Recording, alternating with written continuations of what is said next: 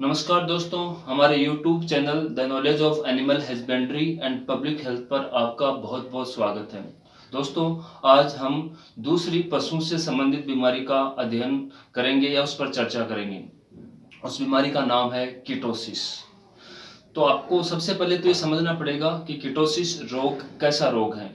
तो ये कीटोसिस जो रोग है वो एक उपापचय रोग है जो कि सामान्यतः पशु के ब्याने के 1 महीने के आसपास ज़्यादा होता है, ज़्यादा रिकॉर्डेड है।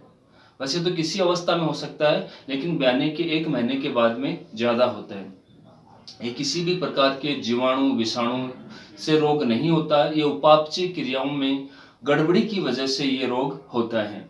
इसमें क्या होता है, जब कार्बोहाइड्रेट से बनने वाले वोलेटाइल फैटी एसिड में से दो वोलेटाइल फैटी एसिड, दो वसीय अम्ल एसिटिक एसिड और ब्यूटारिक एसिड जो है वो कीटोन बॉडीज में कन्वर्ट हो जाते हैं, में परिवर्तित हो जाते हैं, जिससे रक्त में कीटोन बॉडीज की मात्रा बढ़ जाती है और खून के अंदर ग्लूकोज की कमी हो जाती है। ग्लूकोज की कमी हो जाने से पशु हाइपोग्लाइसेमिया से ग्रसित हो जाता है और रक्त में बढ़ी हुई ये कीटोन बॉडीज मूत्र के माध्यम से बाहर निकलने लगती हैं, जिसको बोलते हैं कीटोन्यूरिया, तथा सांस के माध्यम से भी कीटोन बॉडी बाहर निकलने लगती हैं और कीटोन बॉडीज की जो गंध है वो फलों जैसी गंध आती हैं।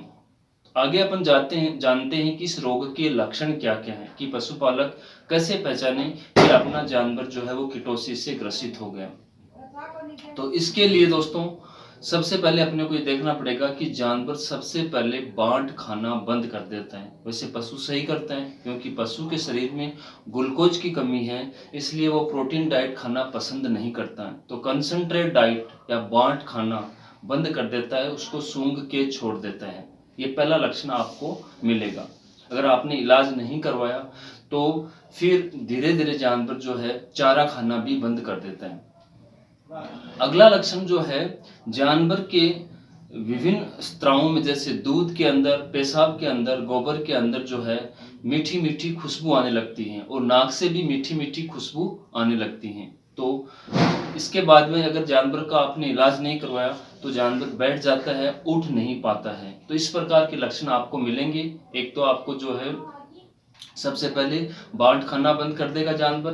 बांट के बाद में अगर आपने इलाज नहीं करवाया तो चारा खाना बंद कर देगा और उसके बाद में जानवर के जो नाक से, गोबर में, पेशाब में, दूध में मीठी मीठी फलों जैसी खुशबू आती है। तो इन लक्षणों को देखकर आप पहचान सकते हो कि मेरा जो जानवर है वो अभी इस रोग से ग्रसित हो चुका है। अब इसका इलाज क्या है? तो इसका सब एक ही इलाज है कि आपको ग्लूकोज का लेवल ब्लड के अंदर बढ़ाना है, जानवर अपने आप रिकवर हो जाते हैं।